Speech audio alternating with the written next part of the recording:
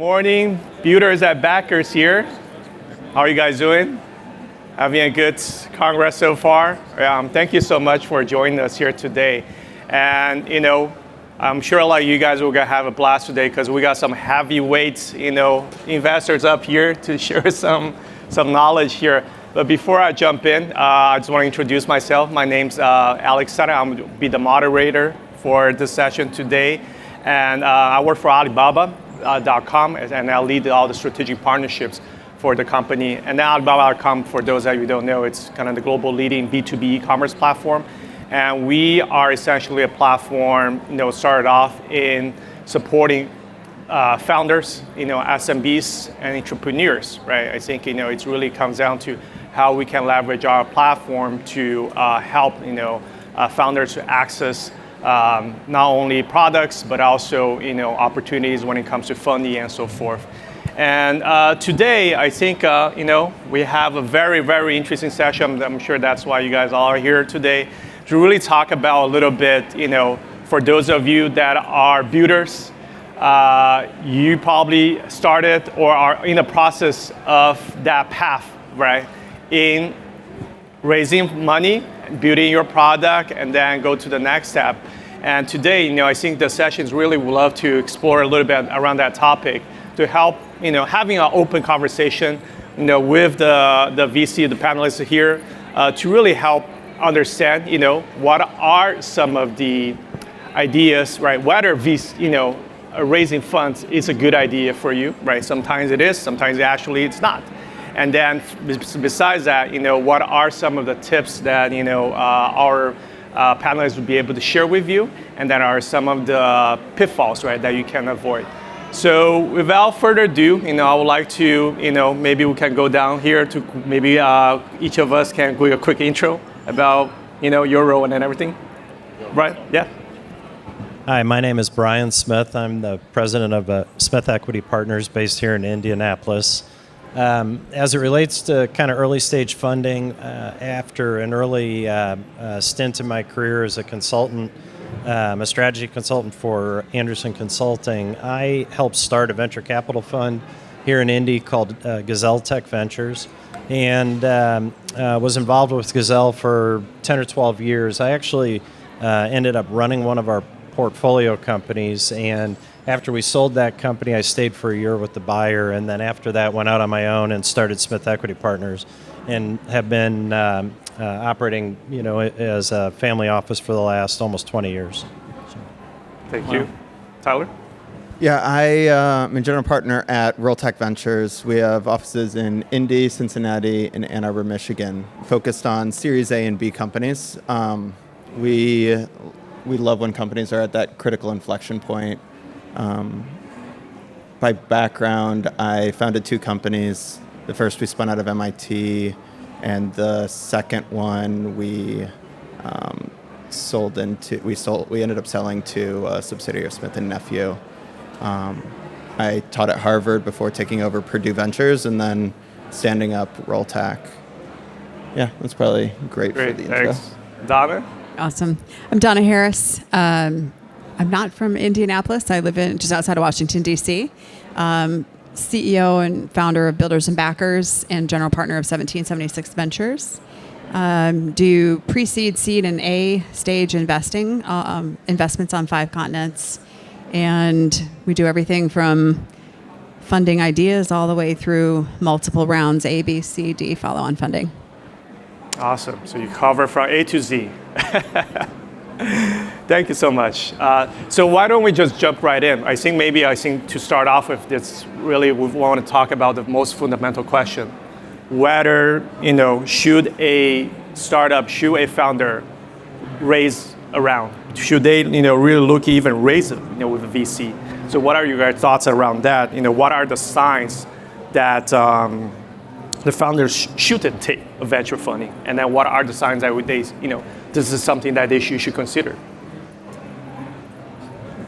Whoever. Well, I'll start and would love to hear what my fellow panelists say. I think many founders that approach us for capital don't understand the business model, so to speak, of venture capital. And so there hasn't been deep thought about what do VCs actually look for and why, and does my business align with that? So sort of thinking venture capital is the default way we fund startups is not true.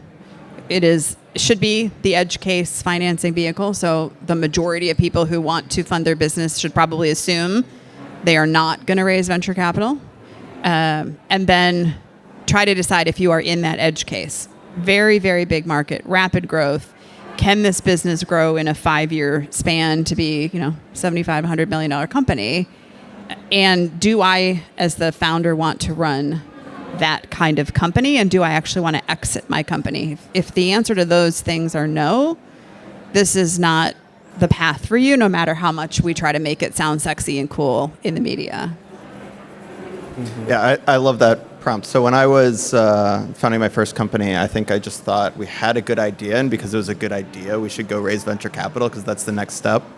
Not realizing that venture capital is just a boring financial product that happens to be on the edge of the risk curve. So that means, for all you out there, that is the most expensive form of capital. If you can get any other form of capital or run on cash flow to whatever growth your business can have, do that. Any other form of capital is cheaper than venture. So if you think of venture as the most expensive form of capital, and it is the right thing for your next level of growth, for the risk-adjusted return that you have for you and your shareholders, it's an amazing asset. But thinking of it as the first option really leads to some very bad practices, I think. I think a lot of times when folks, when I meet with people, they view raising a round as the outcome. And it's not. I mean, it's just part of the process. It's kind of like when people talk about trying to take a company public, it makes sense as a financing vehicle, maybe, but it isn't the outcome, right? The outcome is how do you build your business? And if you can start on that path in a manner that you control whether or not you raise a venture round, and you identify the characteristics that have been just mentioned, then it maybe makes sense. But to go into it with this thought process that, hey, I need to raise a round, then I'm going to try to build a company, it's kind of completely backwards from at least the way I look at it. Mm-hmm. And can I just share really quickly so everybody knows, does everybody know the business model of venture capital firms? Is it worth taking just 2 minutes to explain that? So if you think about a VC fund, first thing to know is it has a short life. It has typically a 10-year life. So we go and we take other people's money, we bring it into our bank account. We have 10 years to fully deploy it, those companies to grow, and for us to harvest returns in order to give that money back plus returns to our limited partners. That sounds fine, but when you break that 10-year cycle down, 2 to 3 years on the front end is the investment period. That's when we're putting money out the door. Mm-hmm. So a lot of times when you're pitching venture capitalists, if you're not getting yes, yes, yes, you're getting warm or getting ghosted responses, knowing where they are in that 10-year cycle matters. Because if they're not in the capital deployment period, they probably still have their website up. They're still gathering information and intel about companies, but they're not actively deploying capital in that fund. So that's first thing. So 2 to 3 years of deploying capital, I'm writing you checks.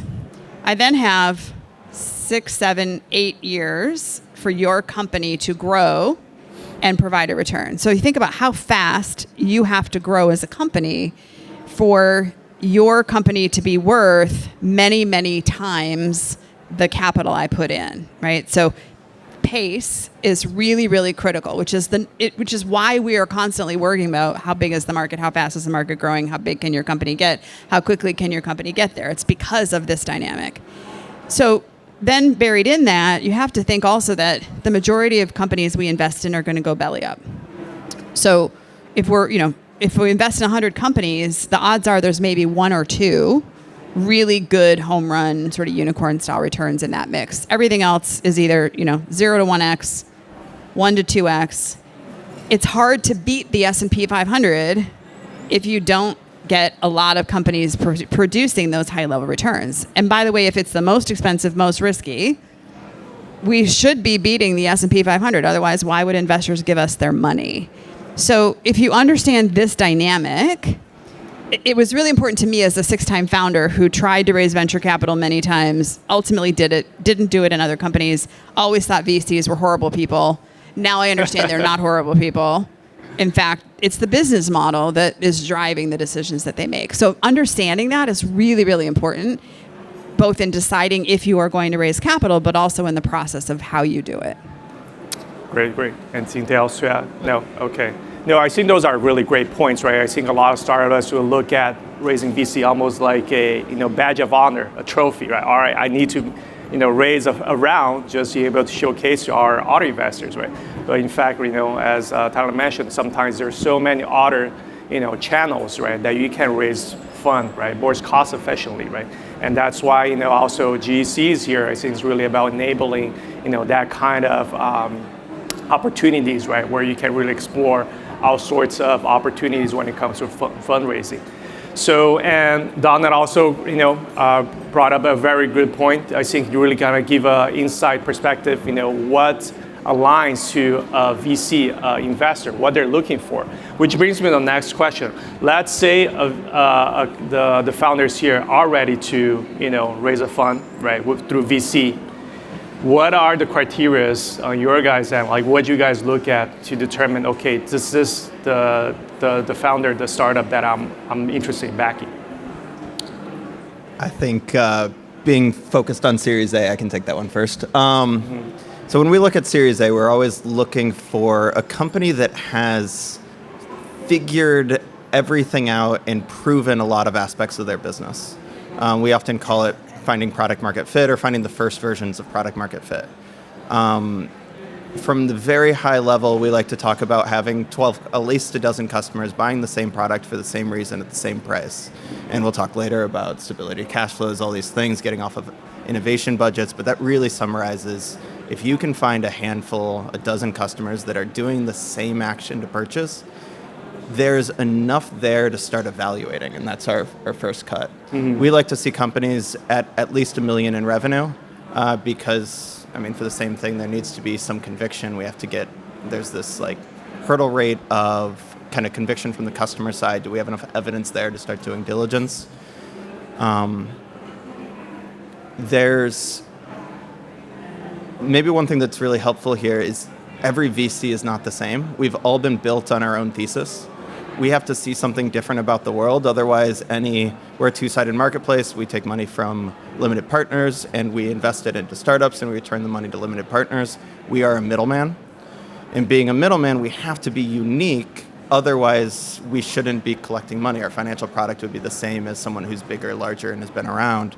And so for us specifically, we're isolating a risk profile that is exposure for our LP capital to the GDP growth that's in the middle of the United States. And so if you were a firm that doesn't align with that thesis, it's really hard for us to be able to deploy money. And so one of the things that's maybe most important here is you're thinking about, are you ready for Series A, is not getting the wrong signal from a firm that shouldn't align. Great. I guess for me, I think about why raise the funds, right? What are they going to be used for? And so, legitimate uses may be an established product, or at least an initial kind of beta product of sorts, or an alpha product, some customer, initial customer traction, and really figuring out how to scale the business. So hey, we've built a small business, but we have a big market. If we understood or had the ability to deploy a larger sales force, a larger marketing budget, we could really expand. Maybe a legitimate use for raising outside capital. Another, if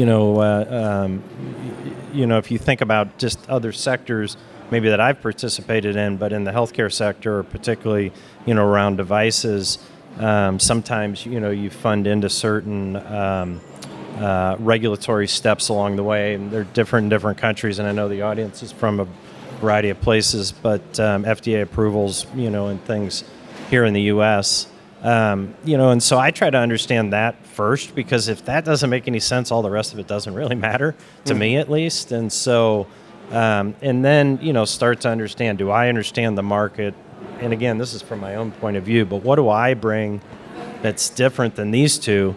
Because if I don't bring anything any different and it's just capital, I shouldn't be the one participating, because You don't just want somebody who's writing a check. You want someone who is writing a check and bringing their experience set with them, because that's really the value. The money's easy, right? That's the easy part. There's a lot of money chasing lots of deals, but finding the right combination of the individual and the capital is what's really powerful in venture capital, I think, or angel investing maybe, because sometimes I think in some companies maybe it makes more sense for individuals than maybe an institution.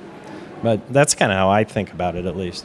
Right. So you do know who to ask for money, right? Brian said money is easy, right? So I think you should talk to Brian after. He brought his checkbook. No, great insights, Brian. Donna? I think I would agree with everything. I would say the key thing is, if you think about a round of capital, it's buying something, right? You are giving up a proportion of the equity in your company to buy something, right? Something that you can't get another way. And so think about it in terms of, what is it helping me accomplish? Milestones, not so much just in terms of like, yes, you want to know how many months of burn that's going to get you, how many months of runway that's going to get you, but what are you going to have accomplished by the end of that phase? And so if you understand, the stages are blended together a lot more than they used to, but at the A round, by now you should have pretty good evidence that people want the product, evidence of sales, and now it is about pouring capital in to the top to prove out the highly repeatable, scalable model that becomes a growth engine. So it isn't around where you're still tinkering and playing and figuring out who the customer is and thinking about what your go-to-market strategy is. If those are still assumptions that you're figuring out, you're probably not ready for an institutional A round. You should be thinking about potentially a little bit more seed capital, right? Because the point of seed capital is to get to the place where you have product market fit, you have really solid view on who the customer is, you figured out what your sales model is, now you just need to start fueling up to repeat the thing you already know works. So if a lot of times when people come to me, 95% of deals that I get are a no, mostly because they're not a fit for VC. Out of the 5% that are a maybe, the majority of those are not ready for an A round because they're still figuring all these other things out. If you get past that hurdle, then it is alignment with thesis, team, like what's your mindset? Can we really prove to ourselves and write that investor memo that we would put in front of LPs to justify why we're taking LP capital and putting it into this company? And at the A round, you're only making so many bets. So I've got to believe with everything in my fiber of my being that your company can be the one that returns the whole fund. If I can't, with high conviction, say that, I can't write a check no matter how much I love you, no matter how much I think your product is amazing, no matter how much I want you to be successful. Mm-hmm. Guys, you talked about the investment memo, and I realized as a founder, I would love to understand what's actually in that, so I'm going to take a second. So the investment memo is 14 to 50 pages of all of the research that we've done. Part of it's glorifying all of the work that we've done so that our LPs, when they see it, get really excited, and they know that we've done a lot of work, right? It's a book report of things, of sorts. The really crux of it comes to, usually at the end, we do a scenario analysis. And that scenario analysis is a summation of all of the insights we've learned, our understanding about the company, and understanding about what the future of this company would be. And when you write a forward-looking projections for a startup, it is nothing more than guesswork, but it's really helpful for for investors to see, because we can understand how you're thinking about the company.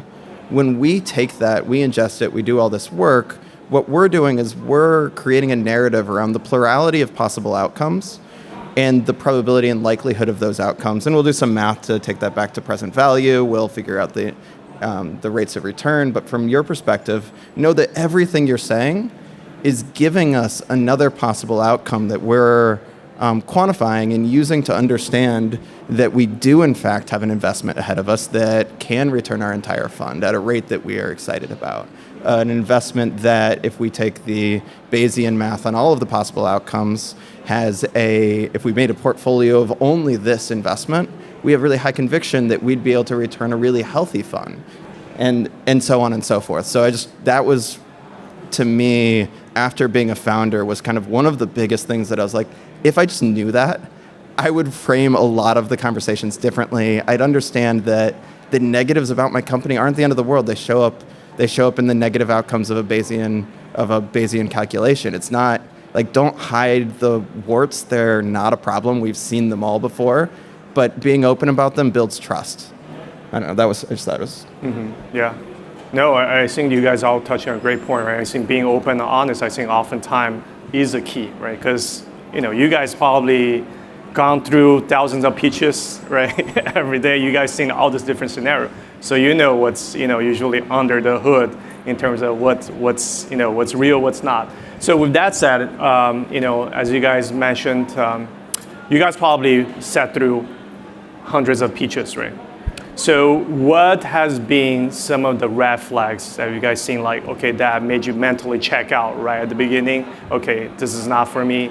Or vice versa, on the flip side, what are some ones that really caught your attention, right from the beginning? Like, any insights on that would share? Sure.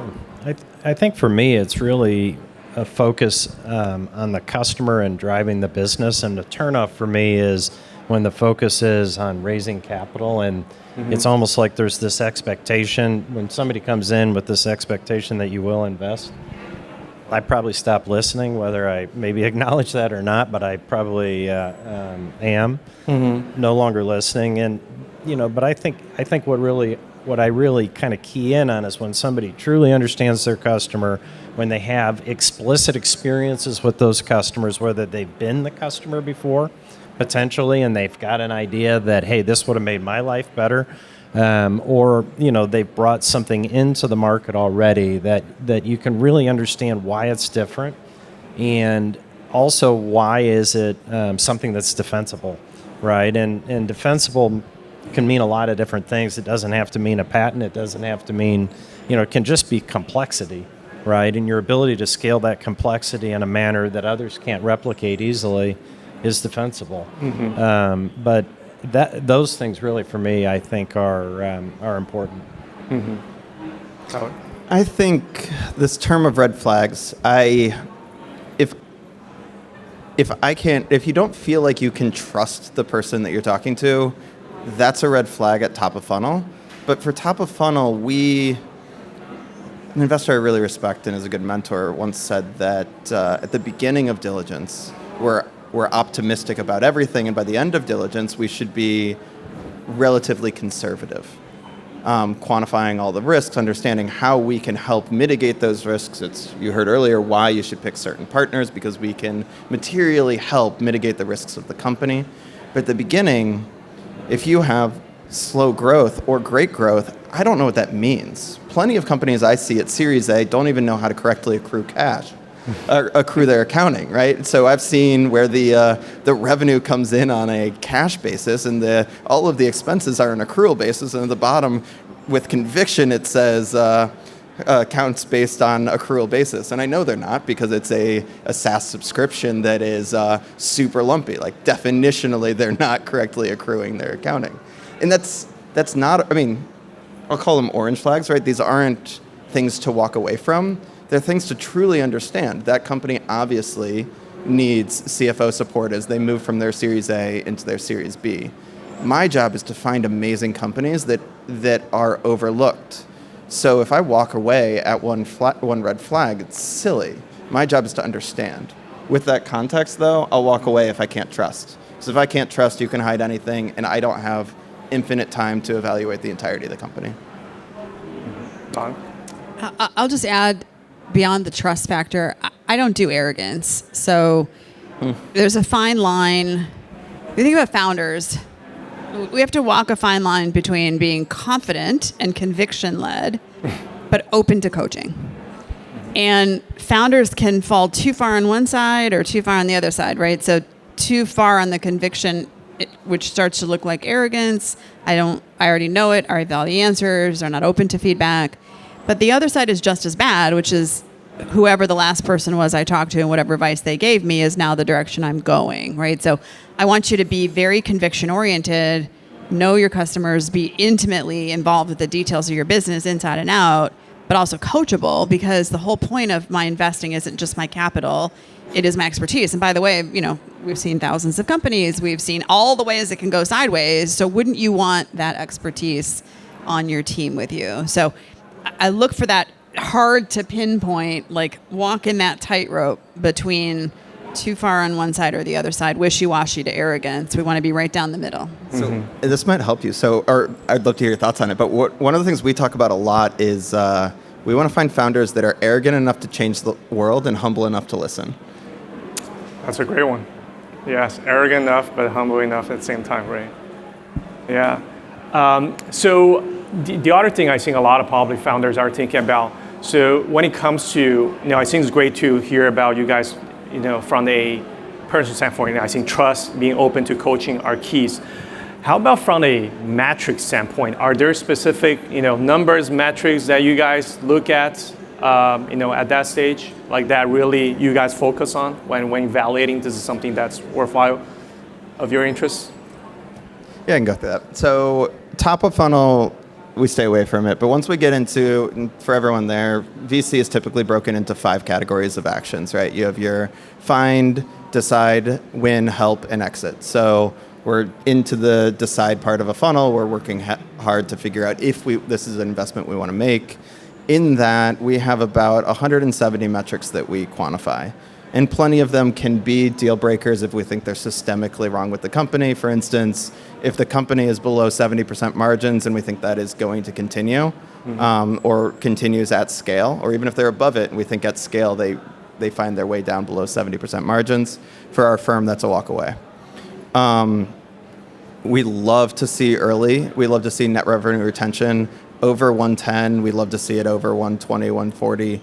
And for us, that indicates a few things. One, it indicates that they have an understanding of how to upsell and cross-sell, and they're comfortable with their customers from the business side. And then one of the really important things that tells us as investors early, before I've gone through all of the expense of talking to a bunch of your customers, is that your customers obviously love your product. If they're on a 3-year contract, I don't know what your real churn is, right? If you have a 3-year contract and your customer hated your product, they're on for 3 years. You get the revenue. I have no way to know if those customers are gone. And when I ask for customer intros, if a customer was going to churn, you might say that customer just really can't talk this week. Let's pick a different one, right? I have no way of truly evaluating that. But if your net revenue retention is 160, then I know at least a cohort of your customers absolutely love your product. And then when I go and call, I can validate that. But some of these metrics are really important. I think those are fun. Donna, do you have anything to add? Or? I'll just say, if all this financial health stuff is new to you, I write a weekly post called Builder's Field Guide. And actually last week, I wrote about financial health from a founder's perspective. There's a good post on there, so if you want to go grab that. It talks about the things that you as a founder, other than like, what is current revenue, how healthy is my company? And it is from the standpoint of a VC sort of investor model. So grab that, it might be helpful. Nope. Okay. No, thank you so much. I think that's very important, right? I think it's really be able to balance that. You prepare yourself as a founder when you're investing, but also making sure that you got your ducks in a row. The numbers right, ready to pitch. Yeah. The other thing I think it's also we've been seeing for the past few years, right? I think there's a stalling of the companies, especially seed companies, and then trying to raise I think according to Carta, they only see like 15% of them actually going to that next stage of Series A. So what are your guys' perspective on that? What's causing this? Is it because of the macroeconomic situation? Is it the actual business, how they are working, right? Would you guys have any perspective on that? I don't have any personal experience with it. Well, I'll jump in. I think it's a couple things. Obviously, my personal view is I think a lot of companies got funding and shouldn't have gotten funded.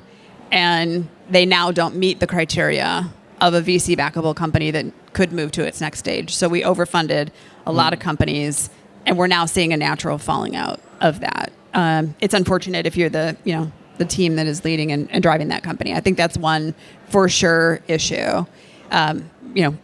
We're a lot tighter on our diligence now. We're a lot more crisp and careful on where we're deploying capital than we were a few years ago. Second, I do think we're seeing a rise of seed strapping. A lot of companies are seeing the difficult capital market. They're raising those early pre-seed, seed rounds and going, oh, I can use that to get to break even, get to profitability, cash flow positive. I don't actually want to raise an additional round of capital. So they're opting out of that, which, by the way, is presenting a whole host of problems for pre-seed and seed investors who invested on safe notes, because safe notes are based on the idea that you're going to raise a next round of capital. And so a whole lot of investors are finding themselves sitting on safe notes that they aren't going to be able to do much with.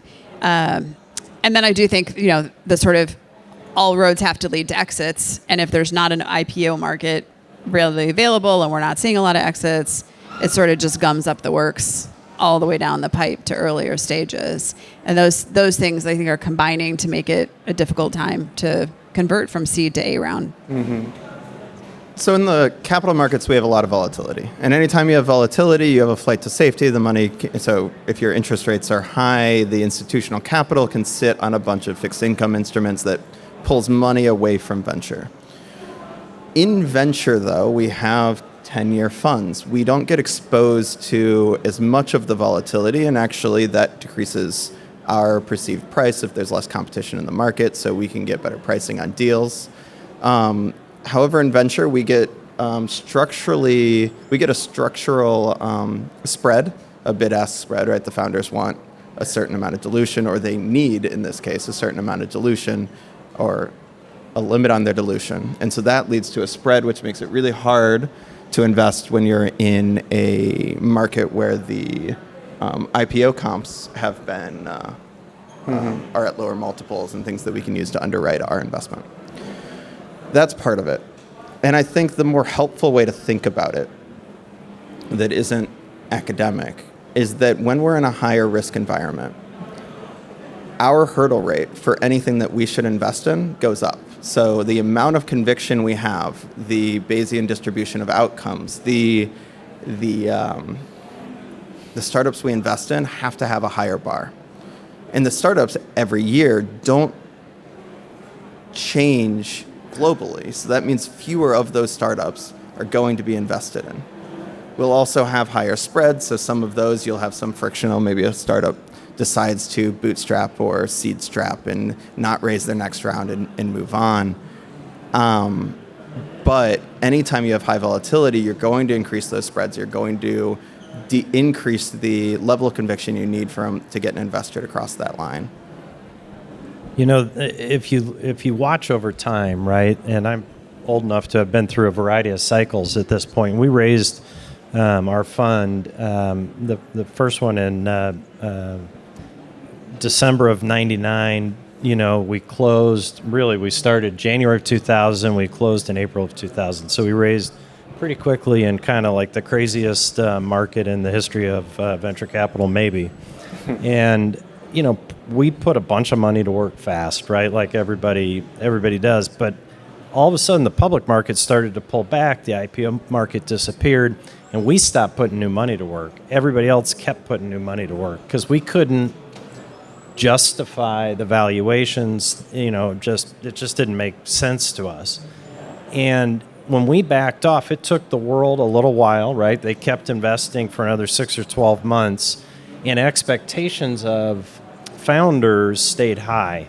But by the middle of 01, 02, everything else everybody stopped putting money to work.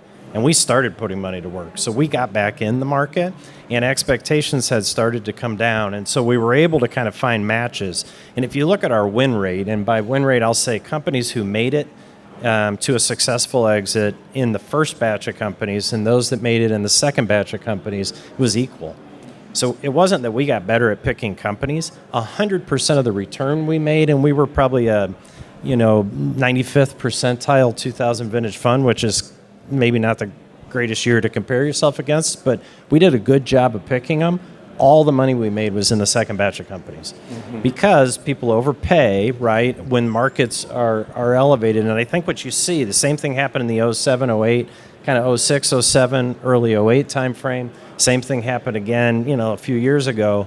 And you see these big cycles, and as you're going into it as a founder, understanding where things are and level setting your expectations to the reality that the investors are dealing with matters a lot. Because if you come in with last year's numbers, but this year the world's on fire, no deal's going to happen. Right. It just isn't.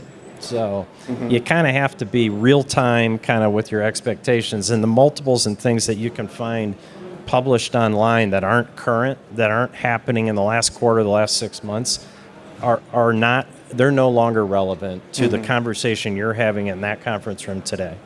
Yeah, no, totally. So, with that said, I think that also brings me to the next question. I think a lot of founders might be wondering, okay, understanding that situation, but from your perspective, like we'll take a behind the scene from the investor, right, VC standpoint, what happens after the pitch? Like, what's that process that you guys go through in the back end after your, Monday or Friday partner meetings, right? How do you guys talk through the pitches that you guys, just had? Like, what was that about? I mean, I can start. My process is probably in today's world the most simplistic, but we take a hypothesis-driven approach, and so you can always talk yourself out of any deal. There's always something in a deal that you can find to say, I'm not going to do it because that scares me. And instead, if we like it, and we talked already about kind of what makes you maybe like things, we build out and we call it what has to be true. So it's usually 6, 7, 8 things. It's not 30. They're high-level macro items, and we form that list at the beginning, and we might add one, we might change one along the way, but that's kind of like the guiding star for our diligence process, and we do all the same stuff everybody else does, but we try to make sure we drive to those items, and if at some point in the process we no longer believe one of those 6, 7, 8 things, that for us then we stop. Right? We're not going to spend our time. We're not going to waste the entrepreneur's time. And it's a slightly different way to think about it versus maybe when you come into, your law firm will have, or at least from an investor's standpoint, when you sell a company or when you buy a company, we'll have a 15-page single-spaced due diligence checklist, right? And all those things have to be confirmed, but to me, that's confirmatory due diligence. It's not whether or not you should do the deal or not do the deal. There clearly are things on there you wouldn't move forward if they were wrong, but you really kind of have to keep that why am I in this discussion out in front of you. And as long as that's how at least we stay focused. Great, thank you. Yeah, for us, I mean, everything he just said is insanely standard, so take notes on all of that. A little bit ahead of that, we do alignment to thesis. So we believe that companies are best positioned when they are doing one of 3 things for their customers, and this is the B2B world. So they're growing top-line revenue, increasing operational efficiency, or increasing the stability of future cash flows. Security is that side, so cyber and physical security. And so first is, can we make a meaningful argument that they are being purchased for a first-order direct improvement to one of those 3 categories? And when that's the case, now the questions are leading to this hypothesis, and we'll take the same hypothesis approach. It's becoming really the industry standard, leaning away from these checklists that you'll see pop up in a lot of, they pop up mostly in venture development organizations anymore, which is like when a government entity comes in and does investing, because they mirror it to the way grants are given, and you have long checklists of do you make these, and it's a hard way to invest, and especially when the world changes. You have AI now, things meaningfully change. So can you trust that net revenue retention matters, or the growth rate matters when you currently have a lot of legal friction to get an AI product into a company? It might matter, it might not, but the friction for acquisition is going to meaningfully change next year from what it was last year, from what it was the year before.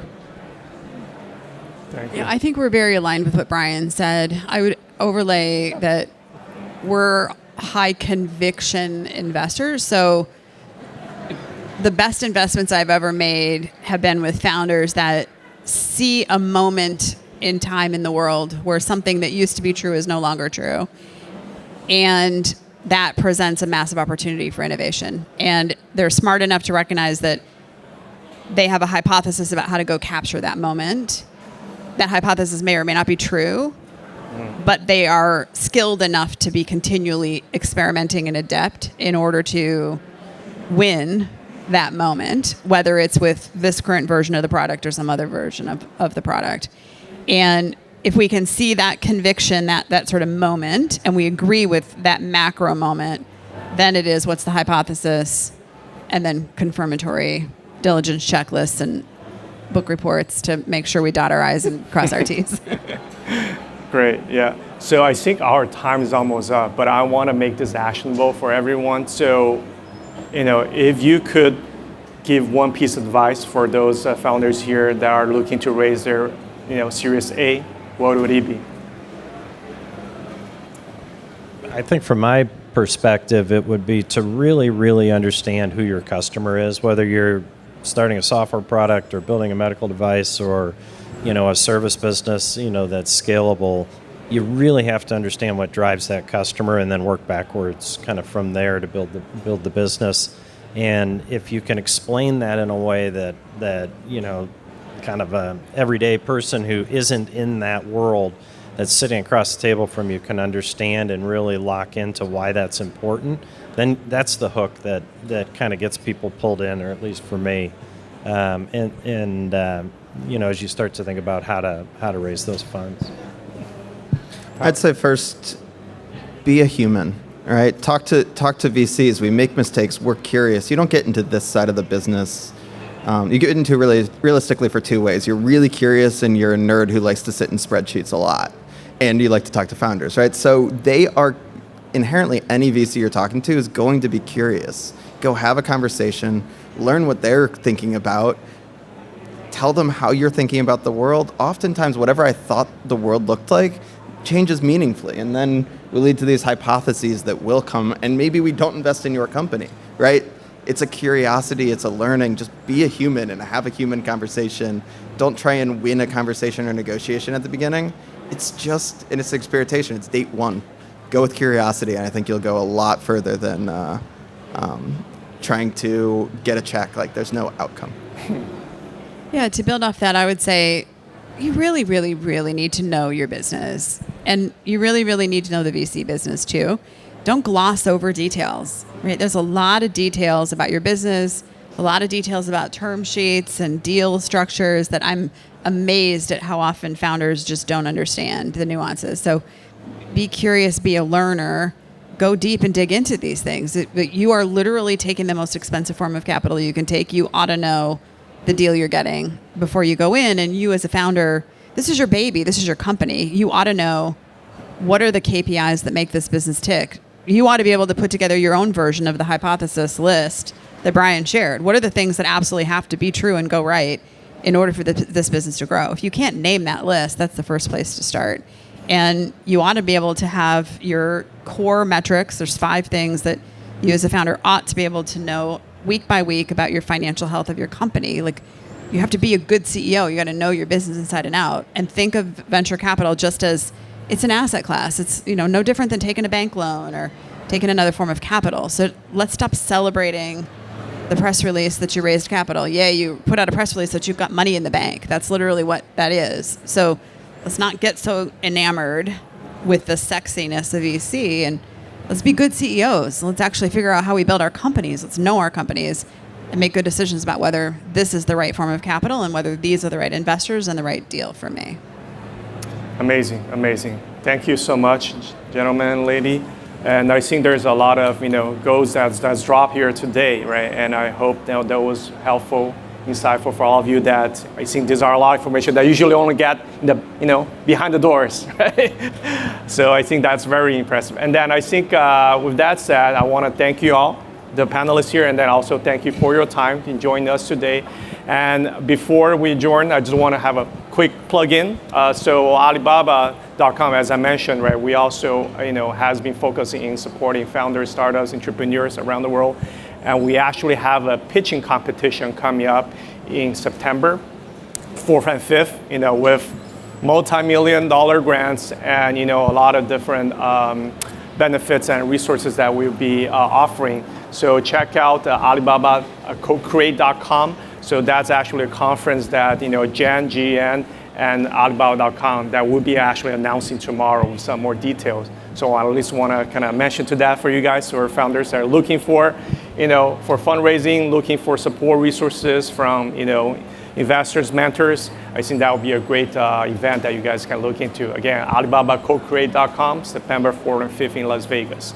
I don't know how we're doing with time, but if you guys open, maybe we can, open this up. If there's anyone that have any questions, that we can take the opportunity, right, to ask our distinguished panelists here. Anyone? Oh, we got a hand there.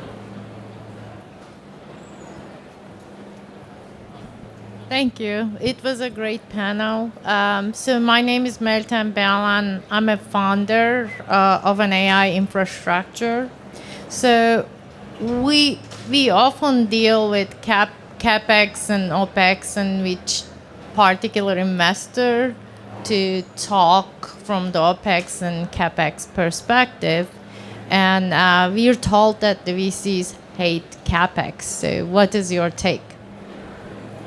VC as an asset class is realistically designed to isolate exposure to growth and competitive moats. Sometimes CapEx can be a great competitive moat, and when that's the case is generally the points in time where VC entertains it. But most of the time, CapEx can be collateralized, or CapEx just tends to have lower cost forms of capital. And if we're deploying a super high risk capital into into something that otherwise can have a low cost of capital financial product, that's a misallocation of risk, and that's realistically what we're supposed to avoid. So it is really hard for VCs to get into the CapEx game. I feel like this is your world though, so. Well, and I just think about my kind of personal examples, and a while ago, we invested in a company that was heavy CapEx. It was it built or grew sapphire crystal, and we had a methodology and a set of furnaces and things that was all part of the IP kind of secret sauce, and it was crazy expensive every time you built one of them, and ultimately, that was the differentiator though, and there was such an end market for blue LED light, which is every light you see here today, that we were willing to fund that, and then ultimately, use the public market to fund kind of the broader expansion. And so there are circumstances, but if the answer is, hey, I got to buy servers, there are a lot easier ways to do those things, like rent them from Amazon, or you guys probably rent them too. I don't know, but I mean, there are a lot better uses of capital, out there for most items, I think, in today's world. And it's not to say that we don't, it's to say that we don't want to. Meaning, oftentimes, to get a great high-growth asset, we have to invest in all sorts of things that don't directly return money, but those things have to happen. For instance, we have to hire HR, right? HR doesn't increase the top-line growth. It doesn't add to the competitive moats, but it does make sure that our investment is more secure over time. I think of CapEx expenditures most of the time fits into that category where it's a necessity and it's a drag on our return, but a necessary drag on our return to increase the likelihood of a positive outcome. Great. All right.